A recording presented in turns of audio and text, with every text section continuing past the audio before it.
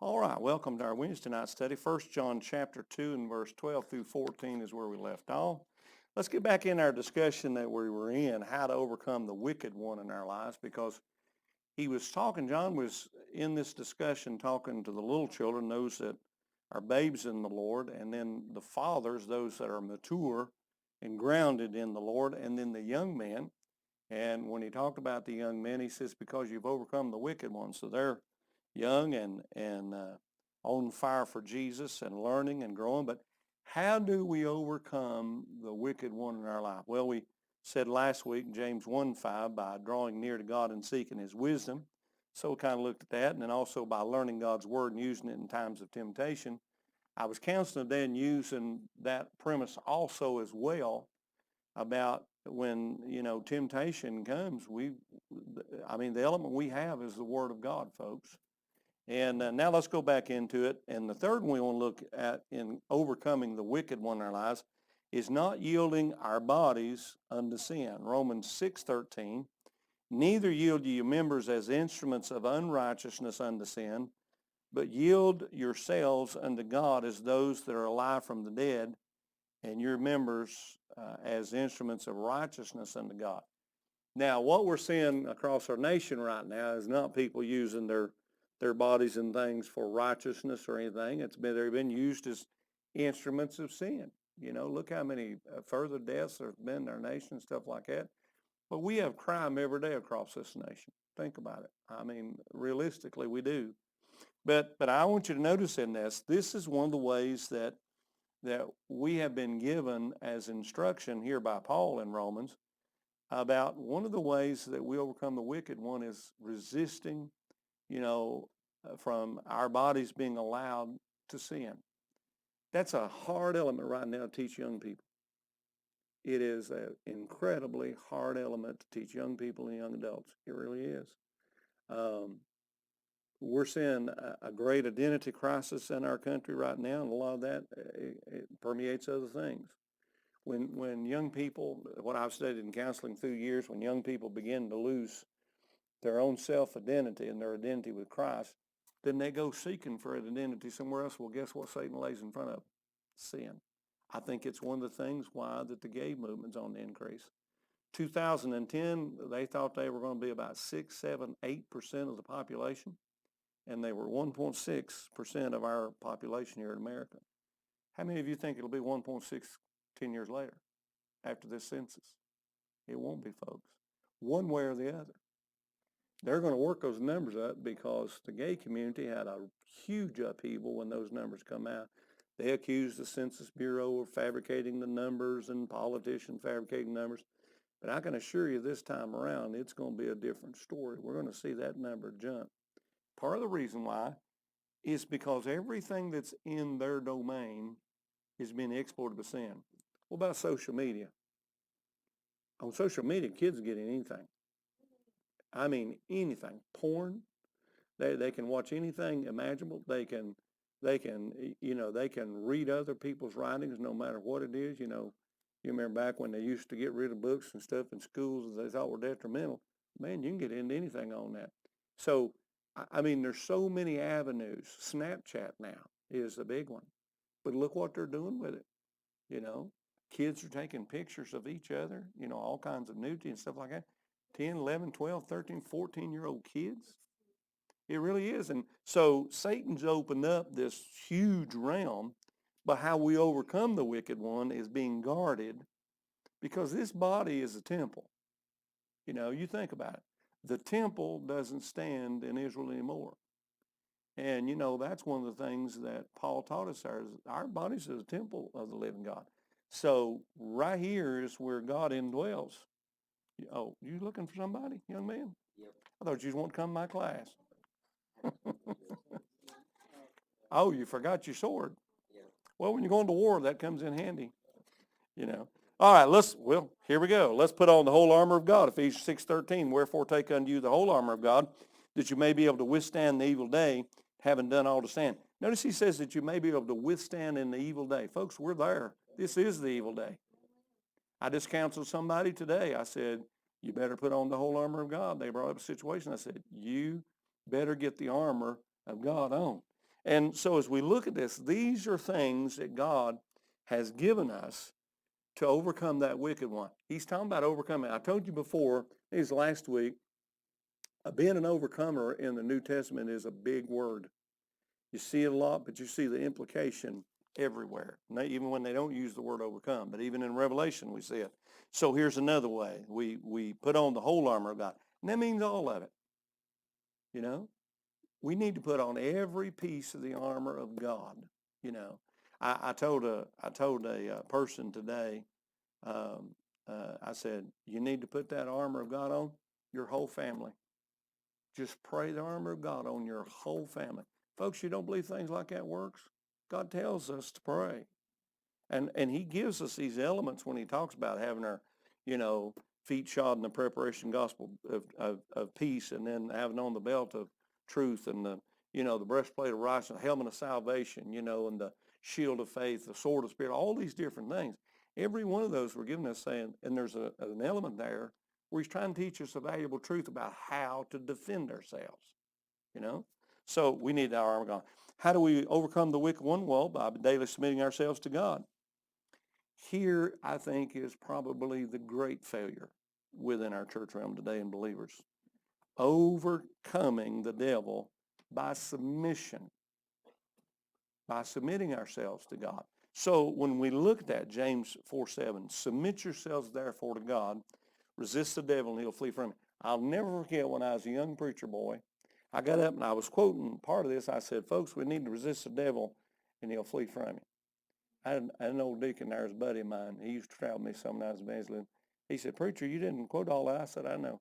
He said, boy, don't leave that first part out. He said, because a lot of people don't know, they don't know that verse. And of course, I was on another element. But I know what he's talking about, because what it says, submit yourself therefore to God.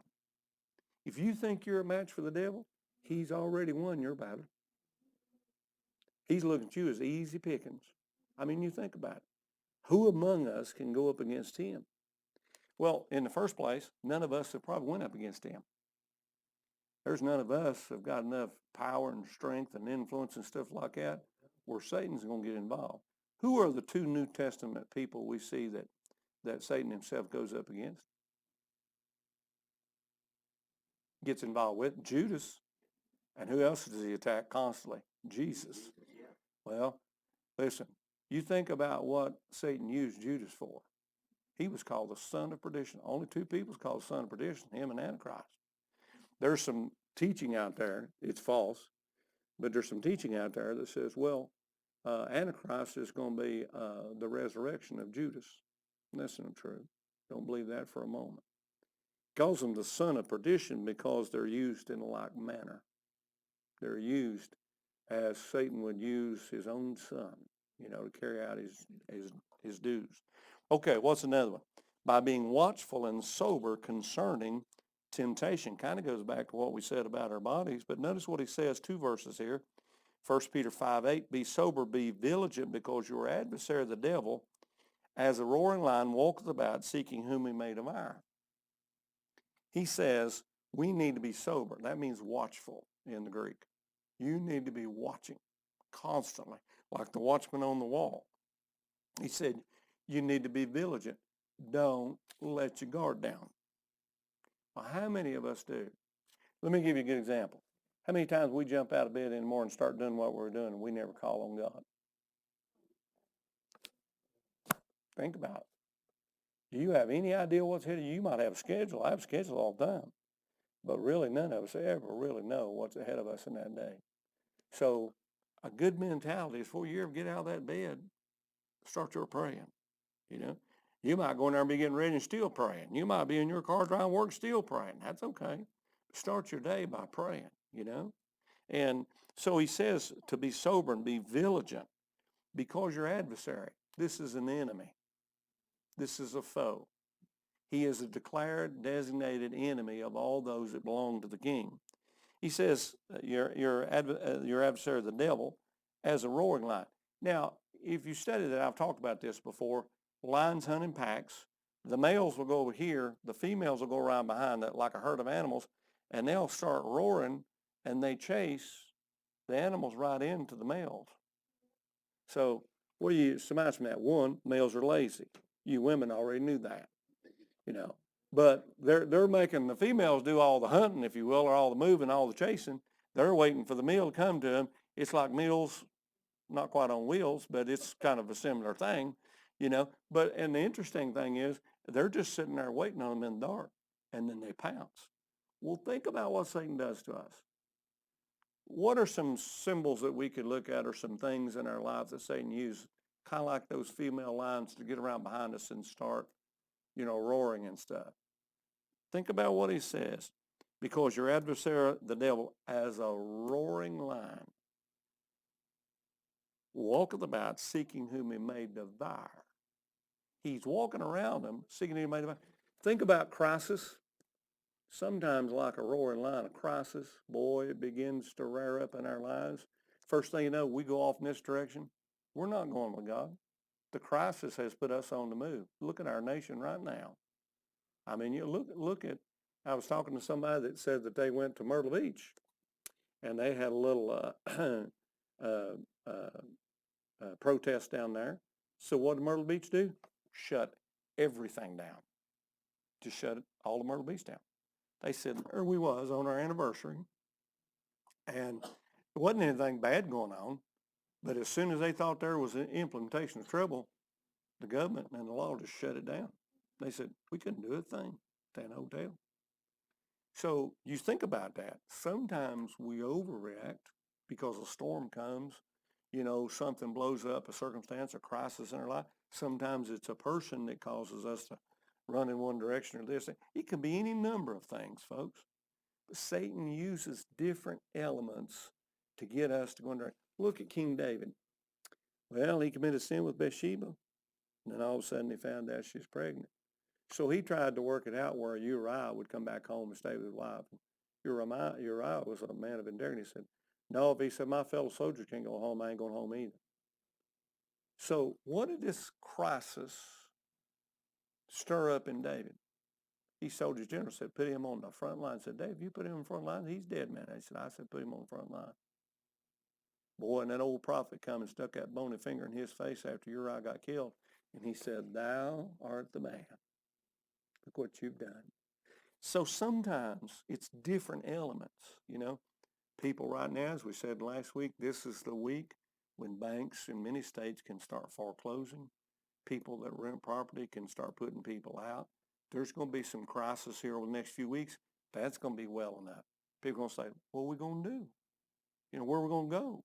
If you don't have rent to pay this place, how are you going to pay rent that place?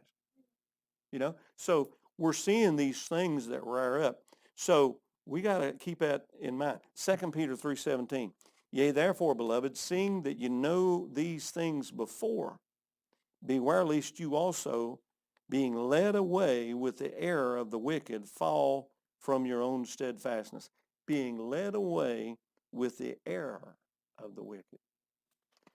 I think there's a lot of people falling in our churches because they're not well established in the Word.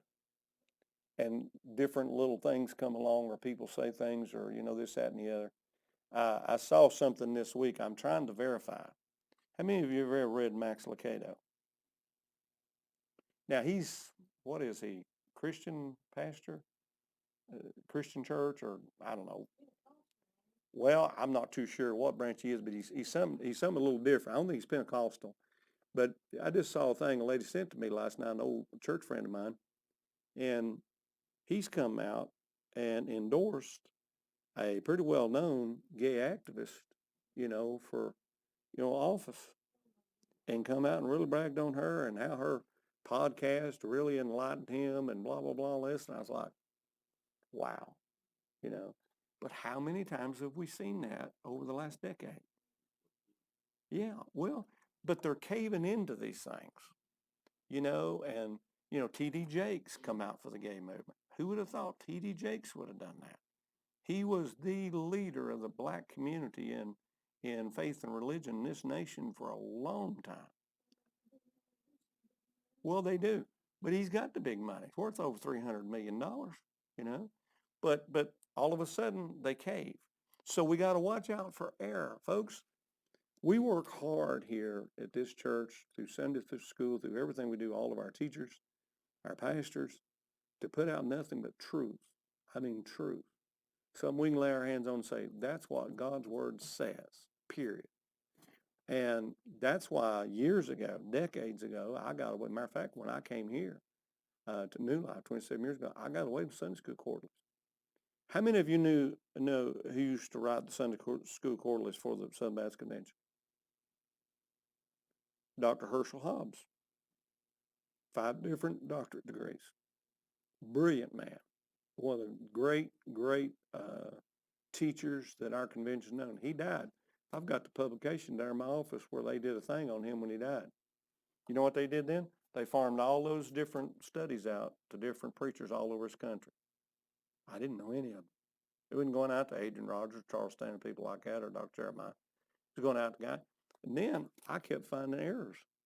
I mean, over and over. They just kept publishing, putting it out there. I know people were calling their hand to it like, hey, this is wrong. That's not truth. So finally I said, no more for me. I haven't used quarterly since. Quarterlies are good because they're organized, but folks, what good is organized untruth? It's destructive. That's why, we embrace this thing that Dr. Green put together because it keeps us in the Word, keeps us centered. We know our teachers. We trust our teachers. Our teachers put out truth. So I trust them a whole lot more than I do those quarterlies, So watch out for the errors and stuff like that. By not letting anger take root in your life and by not giving a place to the devil to take a foothold in our lives. Ephesians chapter 4, verse 26 and 27. We're seeing this lived out right now. Anger taking hold. And I tell you, if they don't get a control on it soon, Governor Cuomo yesterday, it was actually the day before, but yesterday when he hit the press, has done threatened the mayor of New York City, I will basically fire you and take that city over if you don't do something soon. And he had the audacity to say, everything in New York City is fine. I read his statement Sunday afternoon. They were tearing that place down. He said, oh, by and large, he said, we've got peaceful protest. And they said, this is peaceful? Oh, yeah, that's peaceful. Oh, just one little segment there. And they said all over that city this stuff was going on. They'd show those camera views. But do you see what I'm talking about? Anger taking root. Not only that, but things that take place in our lives. Be angry, the Bible says, and sin not. Let not the sun go down on your wrath, neither give place to the devil. There is a righteous anger, but there's a wrong anger. We saw Jesus twice throw out the money changers. And he didn't go over and say, if you guys don't care, when you get time, and if you feel like it, and if you don't, we can get a committee together. I'll get a Baptist committee together, and we'll talk about it. And we'll beat that thing to death. And I figure like in 6 or 8 months, we'll have a report back. And if you don't like that report, I'll get another committee. If you don't like them, you assign a committee. But if you don't care, how about moving these tables outside because it offends my Father, and we got plenty of time. Jesus didn't do that. He flipped those tables over. Now, as I've told you, remember, all that money on those tables belonged to that high priest. He was in charge of every cent that was earned. Every piece of money that was transacted was his. Okay? He was put in place by the Roman government. Okay? If he wanted to give out something to the other priest, he could, if they towed the line. But it was a crooked system. It was lies. It was falsehoods. Jesus knew that. And he said, you've made my Father's house a den of thieves. So he was talking about, well, go ahead, David. That's what Christ was the most offended about the time. If they were disgracing and defacing a holy place, God's house. Right. But there's so many out there right now. It really, really bothered me lately that they're twisting that and saying that what he was upset about was these people who were in charge, with the money changers, were oppressing the people coming in by tricking them and overcharging them for the doves and things like that. They're twisting that as the devil does. Mm-hmm. They're twisting scripture. And I about got fired up on one the other day because that's not primarily in my heart and what I read in my mind what Christ was upset about. He was upset about that they disgraced a holy place, God's house. Yeah. Yes. it wasn't just about the money changers and their money. Right. It was, but the twist they're putting on. Right. Yeah, well, they're trying to make faith look bad, and they're trying to make the temple look bad. But the whole point of it is, that's not why God established that temple. That temple was established for worship, period. Now, they were to put up an animal. That animal was supposed to be clean. People come, if you were 15 miles out, you were going to herd an animal to Jerusalem.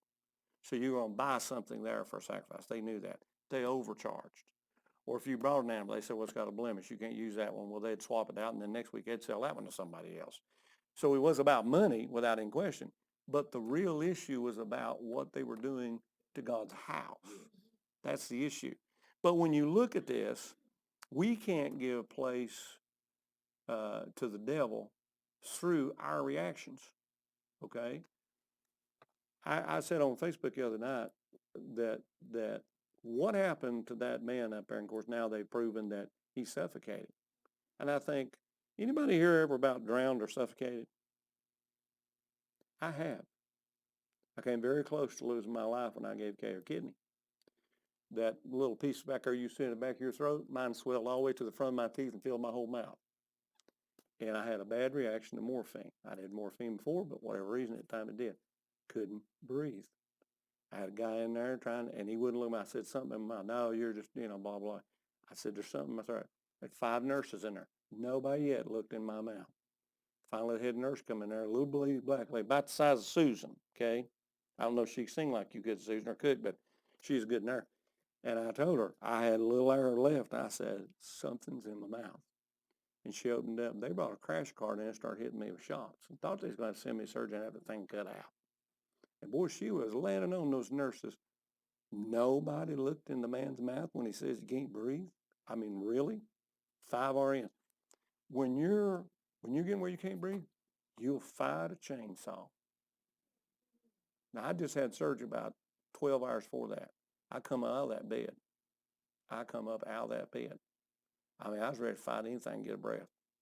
I had a cousin who drowned over in Watauga going out to help somebody else. He swam out to help them, and they think a person come by there and their ski-doo got, it conked out. He was there helping his buddy build a dock. So he said, well, I'm going to jump out and help him get started. He's a pretty good mechanic. He jumped out. About the time he got there, they cranked that thing up, whipped around. They think they hit him right inside the head. Didn't know he was coming. Just wheeled that thing around. You know how they'll wheel them around. And he just went under, and he drowned.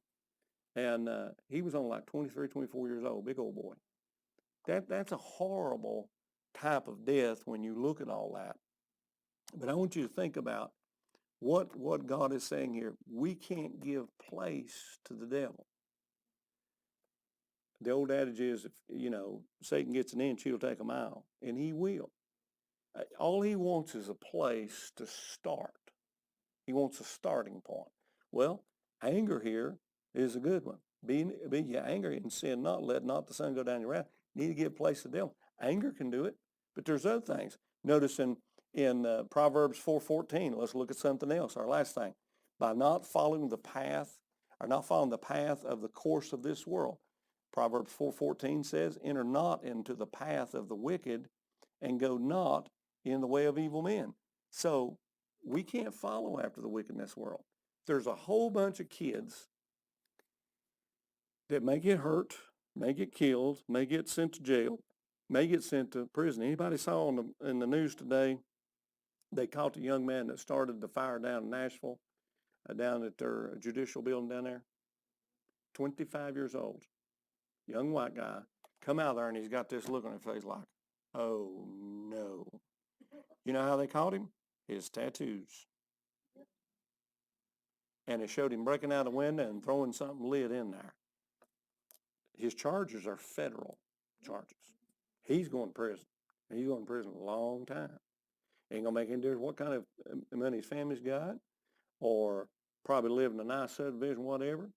He had a Spider-Man shirt on. I'm thinking he's wishing he was Spider-Man right now, But how many get drawn into something, folks? Why? Because they're following after the course of this world. There's a lot of people get up there getting sucked into that all over the country, And the next thing you know, you're involved in something that gets out of hand You're there too. You know, if you've ever read that book, Twice Pardoned, I got to meet that guy. Great book about a guy that stopped and picked up two guys hitchhiking. Very young man, only 18 years old. And a lady I went to church with wrote that book. It was a New York Times bestseller. And I got to meet him down at Summit, a gym down there at UT. And he brought tens of thousands of young people in there. And he was twice pardoned, he said, pardoned by God and pardoned by the governor. Because those two guys, they split up. They went to a liquor store going to get some liquor, and he said, okay. They run out, and they said, go, go, go, and he took off. And they said, what happened? He said, well, we robbed that store. Well, they shot that guy is what they did and killed him. Well, they started tracking him down, and they finally said, we all need to split up. They caught those two first. So guess who shot the guy? He did. Of course. They walked. He went to prison for life. And I'll never forget when he was speaking that night, he said, they stopped the bus outside of the penitentiary there. And he said, got me off the bus, and he said, we want you to see something. So that old guard sitting there, and he said, there I am, 18 years old. They're all thinking I'm just this terrible, terrible murderer. And he said, I didn't do nothing but drive my car and pick up two boys I shouldn't have picked up, just an old farm boy. And he said, what? He said, see the front of that building? He said, yeah. He said, you'll never see it again because you're never going to be paroled. You're going to die right in there. We got a cemetery there. We're going to bury boys like you. He said, I just want you to see it so you can see it one last time. And had one of those boys not finally come out and told the truth years later, and in the meantime, somebody won him to Jesus. He turned into a preacher for Christ. And boy, what a preacher that man was. You think about how many people, and it could happen to anybody, it could happen to any one of our kids, our grandkids. They can get sucked up into something before you can blink. But God has warned us, enter not into the path of the wicked and go not in the way of evil men. You know, so we're talking about this way a lot. Okay, we've looked at 3 different tests so far. Got them over on your board. What is the test? Well, do you obey God's commands? That's the measure. What is the measurement? Obedience. One of the tests of our salvation. We're giving you 7 tests. I give you 11 kind of minor tests, but I'm giving you 7 major tests about your eternal security, if you want to call it that, or the assurance of your salvation, probably a better term. All right? Do you obey God's command? The second one was, do you love others? What does it do? It measures your love for other people. He told us, if you say you are a child of God and you hate your brother, the love of God's not in you. So, do you love your neighbor? That's the measurement there. The third measurement, and that's what we've been going through right here, was spiritual growth. Okay? Are we growing spiritually? I've been into an interesting study this week already. Started it, I guess it was Monday. And I want to ask you a question here. Let's say somebody gets saved, because we're going to study this soon. I don't know if it's going to be on Sunday or when. We're getting ready to study it. Are all saved people going to go out in the rapture as far as those that are alive on this earth? Yep. They're all going. Okay. What about those that aren't living for Jesus? They made a profession of faith. Well, some may have made a false profession and they wouldn't go. But if they've truly been saved, even though they're not living for Christ, they're going to go. All right? But we know there's a bema judgment seat of Christ ahead of every believer. Okay? Where's that going to be? Between here and in heaven. I don't know where, but it's going to happen. Some people believe it may happen right at that great white throne right before Jesus, just like Revelation 20 when the lost are called to the same place. I don't know. It's going to be before Jesus, so. All right? What's going to happen there? You're not going to be judged for your sin. Sin's already been judged at the cross. Okay? 2 elements come in play there. Justification, sanctification. We'll study that too when we're in this. All right? So that's off the table. You're not going to be judged for sin. What are we going to be judged for? Mm-hmm. All right. But let's say that you were saved and you really started out well, then all of a sudden you went off the cliff. You went back after the world. married the wrong person and they influenced you away from church. You got a divorce and that just made you ill, whatever. But all of a sudden the rapture takes place and you're called out too. You haven't lived for Jesus maybe in years. What's going to happen to that person? No reward. Right. Well, there's 5 crowns that we've talked about before that you can receive. All right. But is that all there is of the reward for the believers? Millennial reign. You see, heaven is nothing but a stopover for us because we're coming right back to this earth for 1,000 years. 7 years in heaven, then come back for 1,000 years. We're going to reign and rule with him. Well, here's going to be the trick. This life is all about maturing spiritually, growing. Young children, fathers, young men. So John here is distinguishing 3 levels of maturity. Those that are babes in the Lord, very immature. Those that are very rock solid mature. Those that are fiery right now, but they're young, capable of making mistakes, capable of getting tricked, deceived, whatever. They're passionate. They've overcome the devil so far in their life. As young men, they've overcome because they're on the right path. But will they stay there? Well, so many don't. I've seen that so many years in my life. I can't tell you, folks, how many years in 40, going on 46 years now, pastoring and preaching, how many I've seen that happen to. How many times have we seen somebody in this church, 27 years now? They get in, they get involved, and they're in the thick of things, and they're into everything, and boy, they're growing, they're doing great, maybe for years, and then all of a sudden, you begin to miss them. That's what eventually happens. All of a sudden, they start resigning their post. That's always a signal to me. When I start seeing people giving up what God's called them to do, you know what's coming. You can almost start dating it. And then next thing you know, you don't see them. Why, you can visit them, you can call them, you can do everything. But I told this church a long time ago something, I still stand on it. Because the person I probably visited more than anybody when I first come here made the statement after the fact. They had come to church and get out and come to church and get out. And they finally went back and told people, said, well, yeah, I got out of church, but Pastor Bill would never come see me. Folks, you could count up everybody I went to, and it wasn't as much as seeing that one family. And I mean, I went overboard. And I thought, So I went back and I said, church, if you think I'm going to go every Saturday night and see every church member to make sure they'll be there on Sunday, that is not what God called this boy to do. Because if I have to herd the sheep in the congregation, if they're not led there because they love Jesus, if I get them there, what good have I done? You haven't done any good at all. Because we're to win the lost. It's expected the saved ought to be faithful. It's expected by God. Failing not to assemble thyself together as a matter of some is. So when we think about this, we think about, look at your measure of love for others. Look at this third, your spiritual growth. Look at this first one. Do you obey God's commands? I mean, these tests are falling right in line. If you don't obey God's commands, what's it saying? It could say that, well, you're just not doing what's right, or you never received the Holy Spirit to start with. Could be that if you don't have the right kind of love for others, because Jesus said, if you hate your brother, the love of Christ is not in you. That's pretty bold. But now spiritual growth. Are we growing spiritually?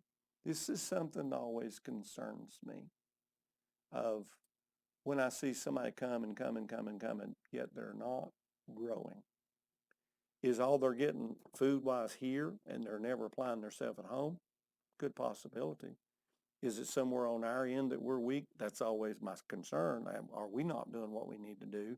Do we need to go back and look at something? Do we need to reevaluate? And our staff does that pretty often anyway. But the thing that also concerns me is, are they hearing it, but they're turning a deaf ear to it? They're not applying it, and they're going right back out there and just living the same old way.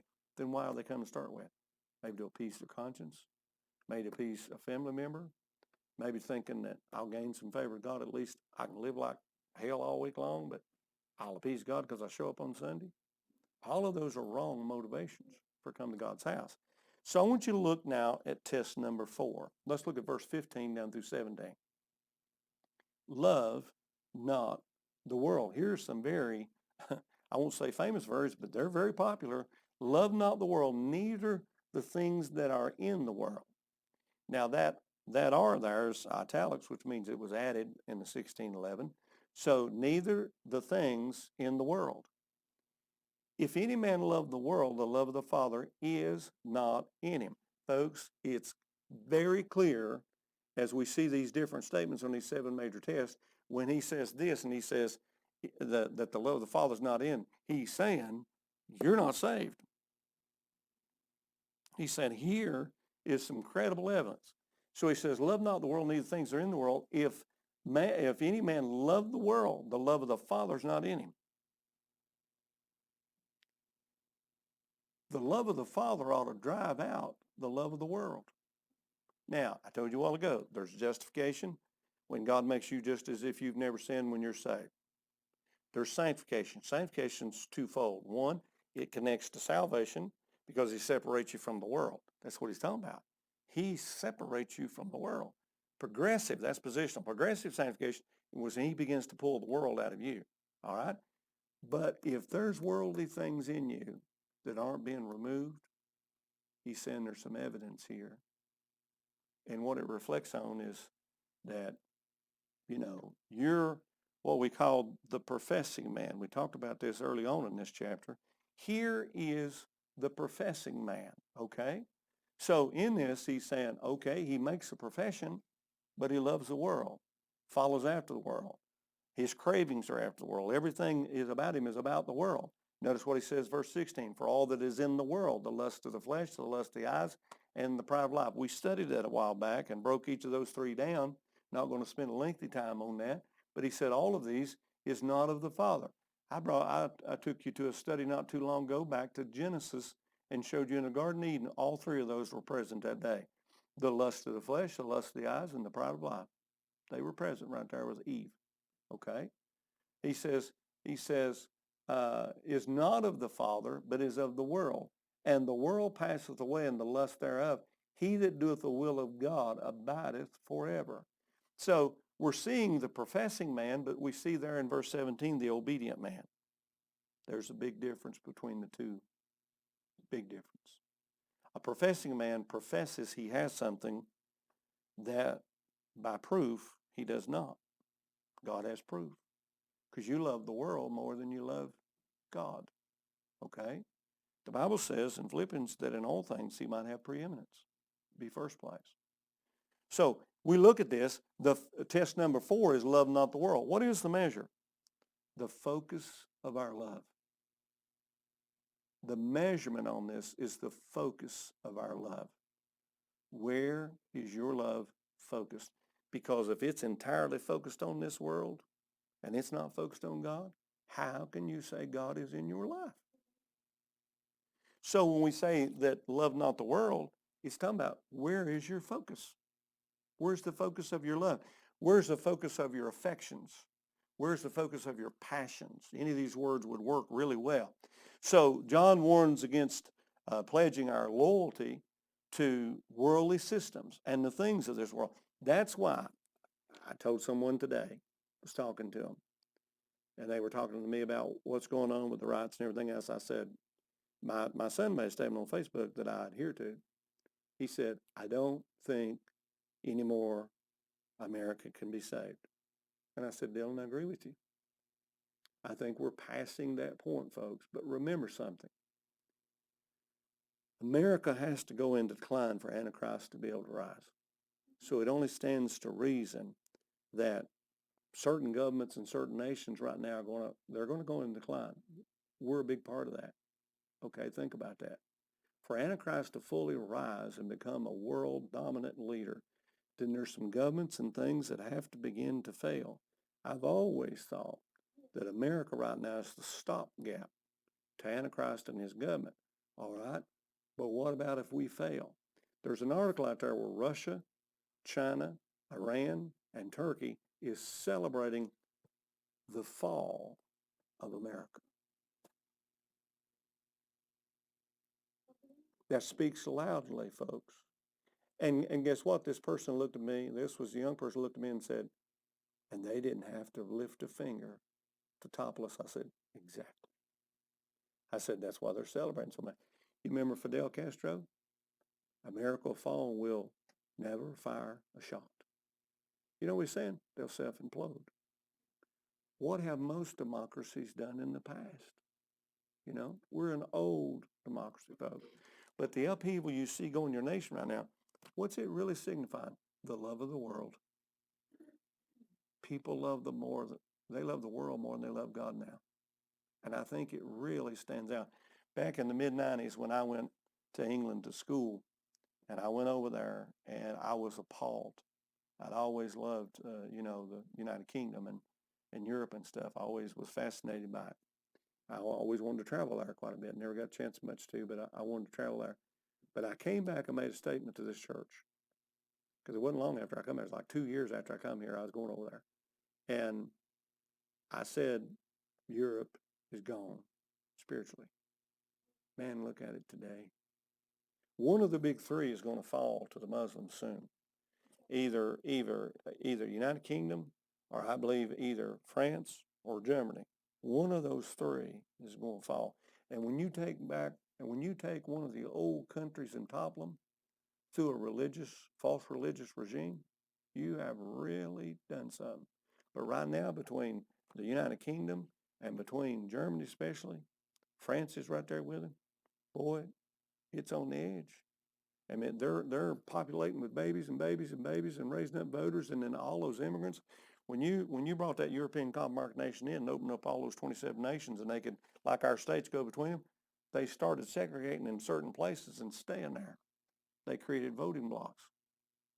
That's why you have a mayor over in England in London that is a Muslim, and that's why there is so much terrorism and chaos there. So we got all these factors out there cooking. It's stemming from the love of the world, folks. It's a rejection of the love of God. That's all it's showing. When you love the world, you're showing your rejection of God. So that's why the strong language in this part of the chapter here, very strong, some of the strongest language we've seen. So he's saying, you better be real careful where you pledge your loyalty to, okay? And so this is another test of our salvation. If we're truly saved, we do not love the world or the things of it. But how many in the church today seem to love the world more? Summer's here. If they open up our parks and things, guess what will start happening? Why is it the church in America always declines greatly in the summer? It's not just vacation. It's continued vacation, continually going, continually this, continually that. Why? Because we put all those things before our needs spiritually. When we're taking our kids off all these places, are they getting spiritually fed? They're not. They're not, folks. We need to be very careful and very cautious, when we think about this. I know people that every weekend, they're going to take their kids to the lake, spend the whole Sunday on the lake. They won't go Saturday. They go Sunday. Well, I got things to do on Saturday. God has things he wants done on Sunday too. He wants to minister to you and your kids. And then later on, when all of a sudden they forsake God, I say, well, I took those kids to church. I thought, yeah, January through April, you sure did. Didn't see you after that, So what happens is they see what you're passionate about. They become passionate about the same thing. And then we blame them later on and say, what happened? So you see, folks, here is the test. Love not the world. What is the focus of our life? What is meant here by the world? John's not speaking about the physical earth. Okay, that's not what he's talking about. God's given us this earth to enjoy, for us to abide, and this to be our domain, the splendor and the resources of this world. He gave it all to us. What he's talking about is a world system which is passing away. It is in decline. It is a dying system, and one day it will be dead. Christ will pronounce its death. When you see Christ come in that second time, the world system after that will be pronounced dead. Satan will rise up one more time and try to, have another rebellion, and then Christ is going to put that rebellion down, and that's it. It's dead. The world system will be dead. So it's a passing away system, a system that is very corrupt. We see it today in our country, the politics and all these different things. We see it in almost every system that we have within our nation. There's corruption and stuff like that, and it's going to perish. This world system is one that's man-made, made of man-made governments, societies, all these kind of things. Now, some of these systems are good, some of these systems are bad.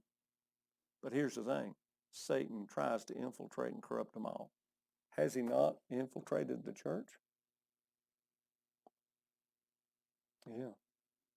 You remember that third parable that Jesus taught of the seven kingdom parables? Satan attacked the word, didn't work. Satan attacked the word and the church, it didn't work. Satan moved into the mustard seed. The fowls moved into the church, put their nest in church, worked from the inside out. By the next parable, we see how that Satan had took control of much of the church. Roman Catholic Church was raised up, and then for 1,000 years there was dominance by that darkness. 1,000 years. No wonder they called it Dark Ages. Satan was dominating that which God raised up to be the light to the world. So this system, it infiltrates everything. So it also means a system of sin and evil. Okay, I'm going to close here in just a second. It's getting away from me. So we think about that sin and evil. It's where pride, and when you think about it, where pride and rebellion, they rise up against God and rise up against his purpose. Make no mistake, folks. These protests that are going on right now that I see all over the country, and I've been watching this stuff every night, this is not about one man's death. We've left that a long time ago. I mean, it's not. You're looking at a system that's coming apart at the seams, okay? And so when we look at all these things, this is a system of evil. It's a system of corruption. And that's why as believers we're commanded to separate ourselves from this evil system. That's what he's saying here. Live our lives pure and holy. So we're going to stop right there. Any comments or questions on this? We're going to get into some prayer requests. Anybody? All right. God bless you is our prayer.